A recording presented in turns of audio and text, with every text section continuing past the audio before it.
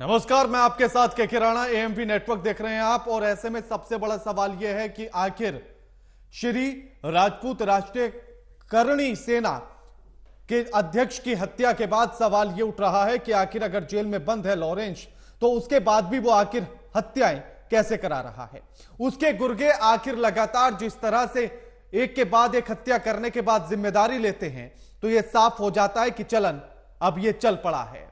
सिद्धू मूसेवाला की हत्या करने के बाद भी उसके गुर्गों ने उसी तरह से हत्या की जिम्मेदारी ली थी। और अब राजपूत करणी सेना के राष्ट्रीय अध्यक्ष सुखदेव सिंह गोगामेडी की हत्या करने के बाद भी उसी तरह से ऐलान किया गया और कहा कि इसकी जिम्मेदारी हम लेते हैं, हमने कराई है। अब ऐसे में सवाल तमाम उठते हैं कि आखिर क्या राजस्थान पुलिस से अगर सुखदेव सिंह ने सुरक्षा मांगी थी तो अभी तक दी क्यों नहीं गई? क्या इसमें और कौन कौन से पेच फंसे हैं, उसी को लेकर चर्चा करेंगे। लेकिन उससे पहले ये रिपोर्ट देखिए।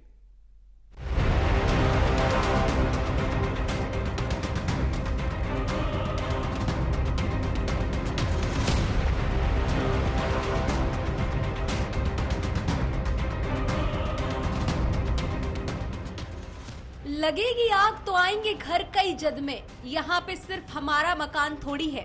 जी हाँ, जिस तरह से राजस्थान की राजधानी जयपुर में हुए सुखदेव सिंह गोगामेडी की हत्या कर दी जाती है और अभी तक किसी भी अपराधी को ना पकड़ा जाना, ये हमलावरों के मनोबल को बढ़ावा नहीं तो क्या है। राजस्थान की जनता कब तक असुरक्षित है? आज एक मरे हैं, कल 1000 भी मर सकते। इसकी जिम्मेदारी कौन लेगा? हत्याकांड के आरोपी तीसरे दिन भी पुलिस की पकड़ से दूर है। हमलावरों के बारे में पुलिस को पूरी जानकारी मिल चुकी है। दोनों हमलावरों की पहचान हत्याकांड के कुछ ही देर बाद कर ली गई। बावजूद इसके पुलिस हमलावरों को गिरफ्तार नहीं कर पाई। बता दें कि सुखदेव सिंह गोगामेडी की हत्या की जिम्मेदारी भी लॉरेंस बिश्नोई के गैंग ने ली है। दोनों हमलावरों के नाम रोहित सिंह राठौर और नितिन फौजी बताए गए हैं। रोहित नागौर जिले के मकराना के पास स्थित जूसरी गांव का रहने वाला है, वहीं नितिन फौजी हरियाणा के महेंद्रगढ़ का रहने वाला है। दोनों हमलावरों पर 5-5 लाख रुपए का इनाम भी घोषित किया गया है। रोहित राठौर रेप केस में जेल जा चुका है, तो वहीं नितिन फौज से भागा हुआ है। अपराध की तमाम सीमाएं लांघकर अपराधी अपराध की दुनिया में नंगा नाच कर रहे। इसके जिम्मेदार कौन है? सुखदेव सिंह गोगामेडी की हत्या का जिम्मेदार कौन है?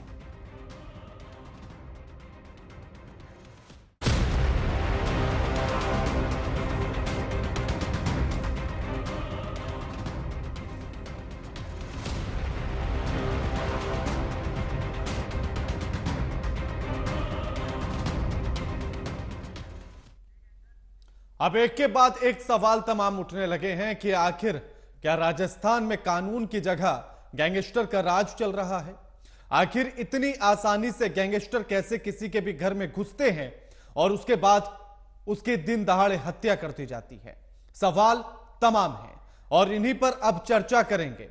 अब जो हमारे साथ मेहमान जुड़े हैं उनका परिचय आपसे करा देते हैं। हमारे साथ आशीष मिश्रा जुड़ गए हैं, प्रवक्ता हैं कांग्रेस के। अतर सिंह गुर्जर जुड़ गए हैं, नेता हैं बीजेपी के। और वेद भूषण जुड़ गए हैं, पूर्व एसीपी हैं। आप तीनों का स्वागत है एएमपी नेटवर्क पर। आशीष जी, अगर मार्च में सुखदेव सिंह सुरक्षा मांगते हैं पुलिस प्रशासन से और मार्च से होते होते दिसंबर तक का समय आ जाता है, लेकिन राजस्थान की पुलिस यह तय नहीं कर पाती है कि भैया सुरक्षा दें या ना दें, तो यह कैसे कानून का राज फिर स्थापित होगा? जी बिल्कुल राणा जी, सबसे पहले तो मैं इस घटना की निंदा करता हूँ। किसी की भी जान जाए कतई बर्दाश्त नहीं किया जा सकता है। और इस प्रकार की दुर्दैव जो दुर्घटना हुई है, घर में घुस के किसी को मार देना, ये निश्चित तौर पे कानून व्यवस्था को ठेंगा दिखाने के बराबर है। मार्च में निश्चित तौर पे कि पंजाब की पुलिस ने जब लिखा था, लिखित रूप में कहा गया था, तो निश्चित तौर पे, लेकिन एक गृह विभाग जो डिपार्टमेंट है वो एक अपनी जांच करता है, वो अपने सूझबूझ के आधार पर किसी को सुरक्षा मुहैया कराता है। उस समय इस प्रकार की कोई बड़ी थ्रेट ऐसा नजर नहीं आई थी जिस वजह से कि ये समझा जा सके कि सुरक्षा दी जानी चाहिए। क्योंकि निश्चित तौर पे ऐसी बात कर रहे हैं आप आशीष जी, फोन आता है पाकिस्तान और दुबई के नंबरों से और उसमें कहा जाता है कि मैं रोहित गोदारा बोल रहा हूं, उसमें हत्या करने की धमकी दी जाती है, उसमें रिश्वत मांगी जाती है, फिरौती मांगी जाती है, और आप कह रहे हैं कि ऐसा कुछ लग ही नहीं रहा था। जी, मैं कभी भी मैंने ऐसा नहीं कहा कि ऐसा लग नहीं रहा था। गृह विभाग को ऐसा सूझबूझ में उनको नहीं समझ में आया होगा। हाँ, वही तो मैं कहना चाह रहा हूं ना कि गृह विभाग को इतना समझ में ही नहीं आया कि किसी दूसरे देश में बैठकर कोई फोन कर रहा है, धमकी दे रहा है, फिरौती मांग रहा है, और गृह विभाग को कुछ लग ही नहीं रहा। वो मामूली बात लग रही है उसे। देखिए, मैं आपको किसी के सिर पे ठिकाना नहीं फोड़ना चाहेंगे, बस इतना ही कहना चाहेंगे कि मार्च से लेकर दिसंबर तक का वक्त आया, हमारी सरकार ने सुरक्षा न देते हुए भी व्यक्ति को सुरक्षित रखा। लेकिन आखिर ऐसा क्या हो गया कि 3 से 4 दिनों के अंदर ही घर में घुस के आदमी को गोली मार दी जाती है। मतलब हमारे शासनकाल में कानून का खौफ बरकरार था। एक फोन कर देना और एक किसी के घर में घुस के किसी की जान ले लेना, ये दोनों में बहुत बड़ा अंतर होता है।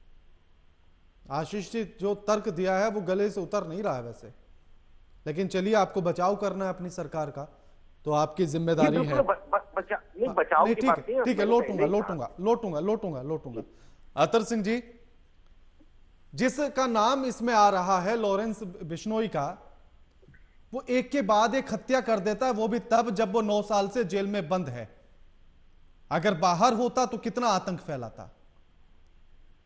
तो इसकी जिम्मेदारी कौन लेगा? कि क्या यूं कहा जाए कि जेल के भीतर होने के बाद भी गैंगस्टर को कोई फर्क नहीं पड़ता है, वो जो चाहे कर सकता है?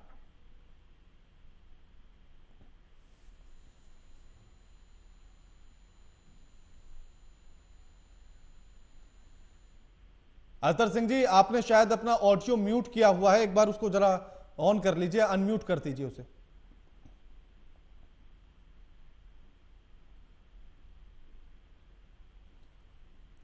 ठीक है, एक बार जरा जी टेक्निकल जो भी प्रॉब्लम हो उसको चेक कराइएगा। मैं वेद भूषण जी के पास जा रहा हूं। वेद भूषण जी, किस तरह से इस पूरे मामले को समझा जाए? एक तरफ सुखदेव जी जाकर पुलिस से कहते हैं कि मुझे सुरक्षा दी जाए, मार्च से होते होते दिसंबर बीत जाता है लेकिन सुरक्षा नहीं मिलती। पुलिस को समझ में ही नहीं आता कि सुरक्षा देनी भी है या नहीं देनी है। और इसी से जुड़ा हुआ दूसरा सवाल यह कि अगर जेल में बंद है लॉरेंस बिश्नोई और उसके बाद भी अगर वो इस तरह की घटनाएं करा सकता है एक के बाद एक, तो बाहर होता तो कितना खतरनाक होता। और आखिर सरकार को उसका कुछ परमानेंट इलाज तो ढूंढना पड़ेगा। देखिए राम जी, इतनी बड़ी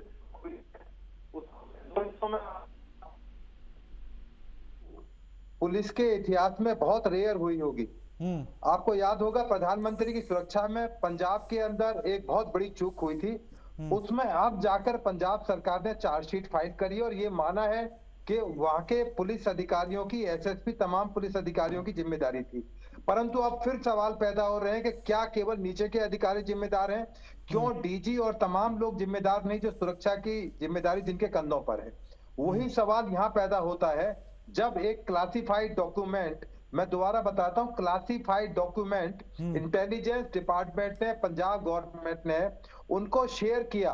वो शेयर किसी एसएचओ, एसीपी या डीसीपी के लेवल पर नहीं होता, वो डीजी और सीएम के लेवल पर होता है। तो इसलिए जो उनकी पत्नी ने एफआईआर कराई है, सुखदेव सिंह गोगामेडी की पत्नी ने, उसमें उनको डीजी साहब को और सीएम साहब को भी एक्यूज के रूप में उन्होंने बताया है।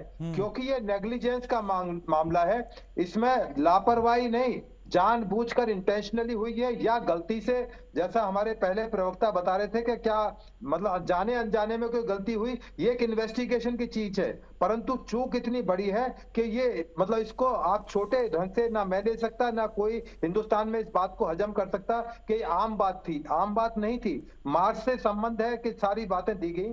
और सबसे इंपॉर्टेंट इश्यू है, जब आचार संहिता लगी हुई थी और जब इस तरह का इनपुट था कि उनकी जान को खतरा है, धमकी आ रही है, दुबई के नंबर से, इंटरनेशनल कॉल से रोहित गुजारा उनको धमकी दे रहे हैं।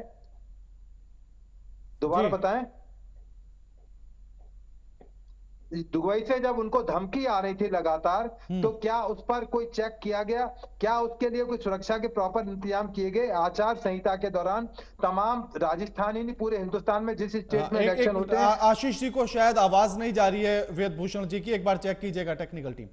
जी वेद जी तो अपनी बात पूरी उसमें कीजिए। उनके जो असले जमा करा दिए गए, जो उनके पर्सनल सिक्योरिटी गार्ड थे, उन तमाम के असले जमा करा दिए गए। ये एक प्रशासन की बहुत बड़ी गलती और भूल और चूक थी, नेग्लिजेंस था, क्योंकि जो डीएम और एसएसपी हैं उसके लिए जिम्मेदार हैं जो लोकल वहां की पुलिस है, क्योंकि जब उनको पता था कि ये खतरे में है तो उसके असले उनको एक्सेप्शनली छूट दी जा सकती। इस तरह का प्रोविजन कानून में है, हर एक स्टेट गवर्नमेंट में इस तरह का प्रोविजन है।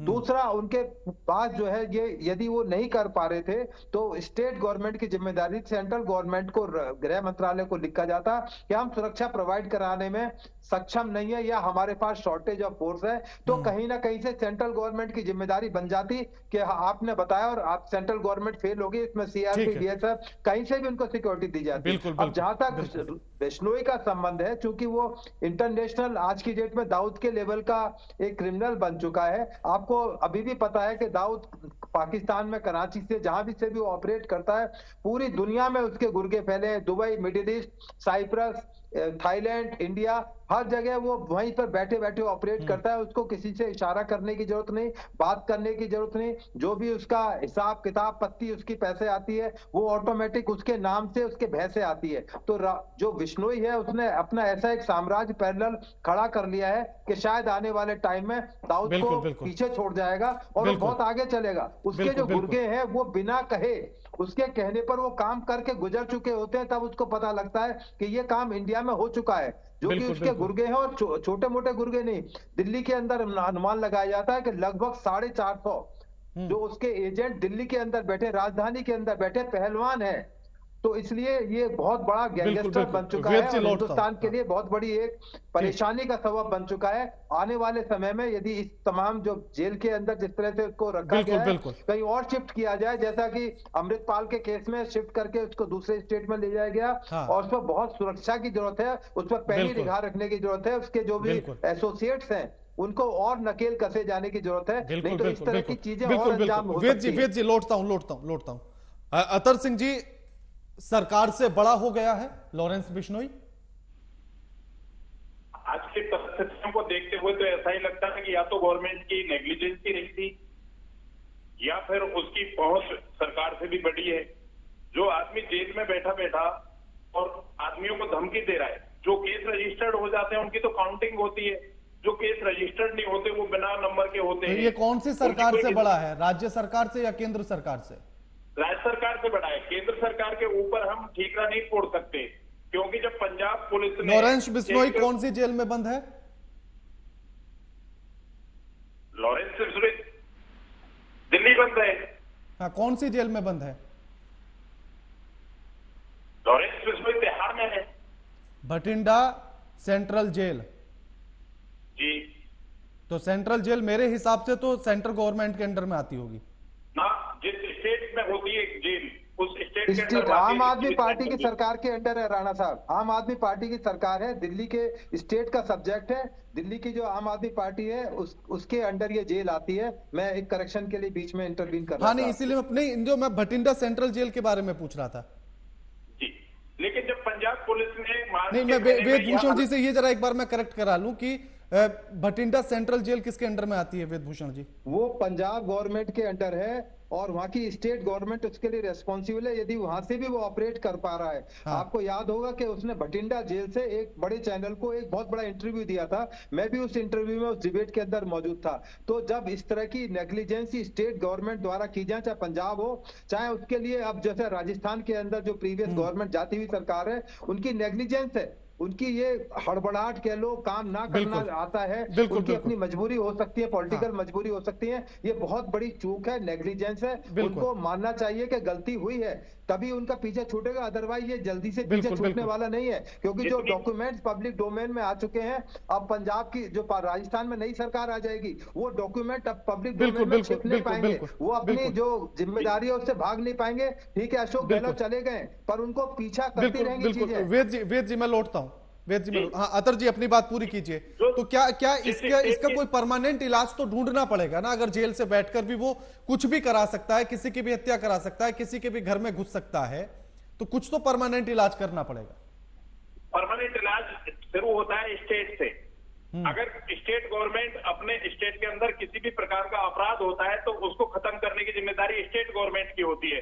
अगर कोई अपराधी का लेवल इतना बढ़ा है कि वो दूसरे राज्यों में या देश से बाहर कोई अपराध कर रहा है तो उसके लिए भारत सरकार अगर कोई ऐसे देश में चला गया जहां प्रत्यर्पण की संधि नहीं है तो उस देश से प्रत्यर्पण की संधि के तहत उसको ले सकता है, इंटरपोल पुलिस से मदद ले सकता है। ये सब थी, लेकिन नेग्लिजेंस ही यहाँ आई है। एक आदमी की जान चली गई, एक समाज के मुखिया की जान चली गई, वो कोई बात बड़ी नहीं। लेकिन जहाँ एक गवर्नमेंट मार्च के महीने में जिसको पंजाब सरकार से ऑथेंटिक लेटर आता है और उसको देखो, राजस्थान में कोई गृह मंत्री नहीं था, मुख्यमंत्री था, वही गृह मंत्री था। जो गृह मंत्रालय के माध्यम से डीजीपी को ये लेटर आ गया तो क्यों नहीं संज्ञान लिया? अगर समय पे गवर्नमेंट संज्ञान लेती, कोई कार्रवाई करती तो आज इतनी बड़ी घटना नहीं होती। अब ये ऐसे समय में सोची समझी साजिश के तहत प्लान हुआ ये प्रोग्राम हत्या का, कि जब एक सरकार चली गई और दूसरी सरकार बनने वाली है, इस बीच में जो राज्यपाल कार्यकारी सरकार जिसे हम बोल सकते हैं, उस पीरियड में ये घटना घटी है। हम ये कहते हैं कि आज पब्लिक ने हमको मैंडेट दिया है, चुनाव में हमारा मुद्दा था, राजस्थान में क्राइम बढ़ता जा रहा है, इतना क्राइम हो गया कि राजस्थान पहले नंबर पे आ गया। इसको हम सरकार, हमारी भारतीय जनता पार्टी इस चुनाव में एक मुद्दा लेके आई थी कि अगर हमारी सरकार बनती है तो हम अपराध मुक्त राजस्थान बनाएंगे। इन्होंने जो आहट की है, सरकार बनने से पहले जो क्राइम की आहट की है, हम खुल्लम खुल्ला इस बात को कहते हैं, हम हमारी सरकार बनते ही ऐसे अपराधियों को हम ढूंढ ढूंढ करके राजस्थान से बाहर फेंक देंगे। वो अपराधी अगर देश में कहीं भी छुप रहा है तो लाएंगे, और अगर कोई विदेश में भी चला गया है तो हम उस देश की मदद से उसको वापस भारत ला करके और उनके काले कारनामों की सजा देंगे। ठीक है आशीष जी, आपने बड़ी आसानी से कह दिया कि जब तक हम थे तो तब तक कुछ नहीं हुआ, हमारी सरकार गई तो उसके बाद से 2-3 दिन बाद ही ऐसी घटना घट जाती है। तो क्या अभी दूसरी सरकार ने पूरा चार्ज ले लिया? मैं आपको एक चीज बताना चाहता हूँ, दूसरी सरकार ने चार्ज नहीं लिया है, लेकिन जिस दिन नतीजे आए, अशोक गहलोत जी जिम्मेदार रूप से जाकर गवर्नर से मिलते हैं, अपना इस्तीफा देते हैं। आज इसके बावजूद भारत में राज्यों में परिस्थिति बनी हुई है और पूरे भारतीय जनता पार्टी में इतने चेहरे दिखाई दे रहे हैं कि राज्य का मुखिया होगा कौन, इनको निर्णय करने में समय लग रहा है। इसी के साथ ही इनके कोई भी नेता है, आप सड़कों पे जाके देखिए, एक दूसरे को धमकाने का काम कर रहे हैं। और अभी कुछ समय जो पहले, लेकिन सवाल ये है ही नहीं ना, सवाल तो मेरा इतना सा है कि आखिर आपकी तरफ से भी चूक हुई, ये आप मानते हैं नहीं मानते हैं? अगर आपकी सरकार रहते हुए आपकी अगर पुलिस ने सुरक्षा दे दी होती तो शायद ये घटना नहीं घटती 5 दिसंबर को। देखिए वहां पे जैसे कि अभी हमारे सीपी साहब बता रहे थे, तो निश्चित तौर पे मैं उनकी बातों से सहमत हूँ कि वहाँ के जो डीएम, कलेक्टर और जो वहाँ के प्रशासनिक अधिकारी थे, निश्चित तौर पे कि ग्राउंड लेवल का बेस जो है वो किस लेवल का थ्रेट है या क्या बातें हैं, और अगर थ्रेट है तो सुरक्षा मुहैया करना, उसको रिपोर्ट पॉजिटिवली ऊपर देना। मुख्यमंत्री पूरी तरीके से पूरे राज्य की जिम्मेदारी उनके ऊपर होती है, लेकिन ग्राउंड लेवल पे जो अधिकारी हैं उनको नैतिकता लेते हुए छानबीन करके ये जवाब देने का काम होता है। अगर ये कोई कहता है कि सुरक्षा में चूक हुई या उन्होंने सुरक्षा मांगी, हम उसे नहीं दे पाए, तो निश्चित तौर पर मैं पहले क्रम पे प्रशासन के अधिकारियों को लेकर आना चाहता हूँ कि उन्होंने इस चीज को हाइड रखा, जिस वजह से सही मौके का फायदा उठाकर आज जब देखे कि राज्य में भागदौड़ बड़े वेदभूषण जी ठीक है। और इसी साथ में एक चीज और बता रहा हूँ मैं आपको, जो कुछ समय पहले बात चल रही थी कि लॉरेंस बिश्नोई कहाँ है। लॉरेंस बिश्नोई जो है कस्टडी में इस समय तिहाड़ की जेल में बंद है। साथ ही जब किसी आरोपी को इंटरव्यू करके थ्रेट देने का खुले अगर आप छूट देंगे, मैं महाराष्ट्र की धरती पे इस समय बैठा हुआ हूँ, यहाँ पे सलमान खान को भी थ्रेट दिया गया था, हमने तुरंत उनको लाइसेंस भी, आर्म्स के लाइसेंस भी दिलवाए और साथ में सिक्योरिटी भी हमने दिलवाया है। ठीक है वेदभूषण जी, मैं आपसे जानना चाहता हूं कि अगर इस तरह की घटनाएं लगातार होती हैं, मई 2022 में होती है, दिसंबर 2022 में होती है, फरवरी 2023, मई 2023, सितंबर 2023, अक्टूबर 2023 और अब 5 दिसंबर 2023, एक के बाद एक हत्या की जा रही है और सबकी जिम्मेदारी लॉरेंस बिश्नोई की गैंग ले रही है। तो इसका कोई तो परमानेंट इलाज होगा, उसको फांसी दी जाए, उसको कहीं और शिफ्ट किया जाए, कैसे उसका कनेक्शन तोड़ा जाए? अगर वो जेल में रहकर भी अपने गुर्गों से लगातार बात कर रहा है तो कोई तो है इसके पीछे, कोई तो मिली भगत है। बिल्कुल आप ठीक कह रहे हैं राणा जी। पहले मैं अतर सिंह जी को थोड़ा आगे बढ़ाना चाहता हूं उनकी बात को। हाँ। पहली बात तो आज भी अशोक गहलोत जब तक शपथ ग्रहण समारोह नहीं हो जाता वो एक्टिंग सीएम आज भी हैं। इसलिए मैंने कहा था कि वो अपनी प्रशासन की जिम्मेदारियों से भाग नहीं सकते। अशोक गहलोत आज भी वो स्टेट के एक्टिंग सीएम है, कार्यकारिणी चीफ मिनिस्टर है। अब जहां तक बिश्नोई का संबंध है, यदि ये बिश्नोई यूपी के अंदर होता, जेल के अंदर होता, तो क्या इतना सुरक्षित और महफूज रहकर अपने रिएक्शन कर सकता? कहीं ना कहीं सरकार का एहतराम होता है, एक परचम होता है, एक मैसेज देना होता है। बुलडोजर को कितना क्रिटिसाइज किया गया, तमाम पार्टियों ने पूरे हंगामा मचा दिया कि बुलडोजर क्या है, पर बुलडोजर का मैसेज देखा कितना स्ट्रॉन्ग गया। तो सरकार का कहीं ना कहीं दबदबा नहीं था प्रशासन के ऊपर उनका, जैसा मिश्रा जी खुद ही मान रहे हैं कि डीएम और एसएसपी अपने शायद उनके कंट्रोल में नहीं थे या कंट्रोल करना नहीं चाहते थे या उनसे चूक हुई, तो कहीं ना कहीं तो गलती तो हुई है। तो ये प्रशासन की और पुलिस की जिम्मेदारी है। यदि किसी थाने के क्षेत्र के अंदर वहां के एसओ का दबदबा ना हो, क्योंकि क्लर्क थोड़ा ना भर्ती किया गया, थानेदार भर्ती किया गया उसको, एसएचओ एसएसपी डीजी इतने बड़े बड़े तमगे और बड़ी बड़ी उनको फैसिलिटीज दी जाती हैं, इसलिए दी जाती है कि छोटी सी चूक भी उनकी जिम्मेदारी। वेदभूषण जी समय कम है, मैं सिर्फ ये जानना चाहता हूं कि इसका परमानेंट इलाज क्या होगा? इसका परमानेंट इलाज ये है कि जिस तरह से दाऊद पाकिस्तान भागने के बाद में निरंकुश हो गया, जो रोहित गोदारा बता रहा है जा रहा है कि यूएसए के अंदर छिपा हुआ है, इससे पहले कि ये भी जेल से निकलकर भागे, इसका इलाज मैंने आपको इशारे में बता दिया है। बुलडोजर होता है, बहुत सारी चीजें ऐसी हैं। आपको याद होगा विकास दुबे बड़ा मशहूर एक पॉलिटिशियन भी थे और गैंगस्टर भी थे, उनकी गाड़ी पलट गई थी, तो ऐसी गाड़ी पलटी जानी चाहिए। मैं तो स्वागत करता हूं इस चीजों का, क्योंकि बिना मैसेज जब तक स्ट्रॉन्ग मैसेज अतर जी आ रहा हूं आपके पास, ठीक है जब तक अतर जी परमानेंट इलाज कैसे और कब तक इसी तरह क्रम चलता रहेगा और इस तरह के गैंगस्टर पनपते फूलते रहेंगे। ठीक है, अदालतों का सिस्टम है, कानूनी राज्य है, परंतु कभी कभी ऐसा वेदभूषण जी समय कम है, लास्ट कमेंट ले रहा हूं। हाँ अतर जी, ये लापरवाही के अलावा दूसरा कोई नहीं है। अभी जो एसीपी साहब कह रहे थे हम उससे काफी हद तक सहमत हैं। भारतीय कानून व्यवस्था ऐसी है कि हम एज ए प्रोसीजर हर चीज को फॉलो करेंगे तो इतना लंबा समय खिंच जाएगा, इतना लंबा समय खिंच जाता है कि उसको सजा देते देते देते एक लंबा पीरियड हो जाता है। तब तक इस तरीके के अपराधी उन जेलों में बैठे बैठे, अब बात प्रश्न यहाँ पैदा होती है नहीं तो अतर जी लॉरेंस की गाड़ी को पलटना पड़ेगा। देखो, आपको कानून की प्रक्रिया को फास्ट करना पड़ेगा।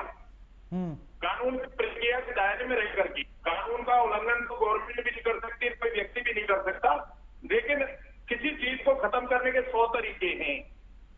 कुल मिला के इसको हम ये आपकी डिबेट के माध्यम से नहीं कह सकते कि गाड़ी तोड़नी पड़ेगी या बुलडोजर चलाना पड़ेगा, लेकिन कहीं न कहीं कोई तरीका होगा कि पहले सबसे पहले इनको गिरफ्तार करके पूछताछ की जाए इनके कितने तार जुड़े हुए हैं। मैं आपको एक उदाहरण बताऊं कि जब पुलिस के अफसरों को थोड़ी सी भी छूट दे देंगे ना और राज्य सरकार की इच्छा शक्ति मजबूत होगी तो एक झटके में अपराध खत्म कर देंगे। पर ये राजनीतिक दल की इच्छा शक्ति होनी चाहिए। कहीं न कहीं ये जो बड़े नेता हैं इनके तार इन गुरगेंज से भी जुड़े हुए होते हैं। ठीक है। तो ये जो शूटर अभी पकड़े जाएंगे जिनमें से एक का दावा भी कर रही है हरियाणा सरकार, तो क्या इनके साथ भी यही होना चाहिए अतर जी, क्योंकि वहां तो आप ही की सरकार है? बिल्कुल हमारी सरकार है। मैं तो पहले ही आपसे ये बात बोल चुका हूं कि तो नितिन फौजी के यहाँ बुलडोजर चलेगा?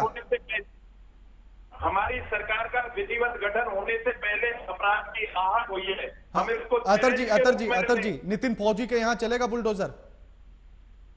मैं बुलडोजर की बात नहीं कर रहा, मैं ये कह रहा हूं। ठीक है आशीष जी लास्ट कमेंट। अतर जी समय कम है। आशीष जी लास्ट कमेंट जो कहना चाहते हैं जल्दी। राणा जी मैं आपको एक चीज बताना चाहता हूँ। एसीपी साहब ने भी कहा और हमारे बड़े भाई अतर जी ने भी कहा, मैं इन दो चीजों के बीच में कड़ी को जोड़ना चाहता हूँ। जब तक ऐसी गतिविधियों को करने वाले की जड़ को आप खत्म नहीं करेंगे तब तक कुछ नहीं होगा। जो भारतीय संविधान की प्रणाली है कानून की, अगर आप रास्ते में लेके जा रहे, विकास दुबे की गाड़ी पलटी नहीं हुई थी, विकास दुबे की गाड़ी इसलिए पलटवाई गई थी कि ताकि वो पीछे छुपे हुए लोगों का नाम उजागर ना हो। ठीक है। शुक्रिया आप तीनों मेहमानों का हमारे साथ इस चर्चा में जुड़ने के लिए। लेकिन सवाल यही कि आखिर इलाज क्या होगा लॉरेंस बिश्नोई का या उसकी गैंग का? तो इसके लिए परमानेंट इलाज ढूंढना बड़ा जरूरी है। क्या लॉरेंस बिश्नोई के लिए एनकाउंटर एकमात्र रास्ता है या उसकी गैंग के सफाई के लिए कोई दूसरा रास्ता भी निकाला जा सकता है? अगर जेल के भीतर बैठकर ऐसी घटनाओं को अंजाम दिया जा सकता है लॉरेंस बिश्नोई या उसकी गैंग के द्वारा, तो फिर उसको नेस्त नाबूद करना बड़ा जरूरी है। लगातार खबरों के लिए देखते रहिए एएमपी नेटवर्क। नमस्कार।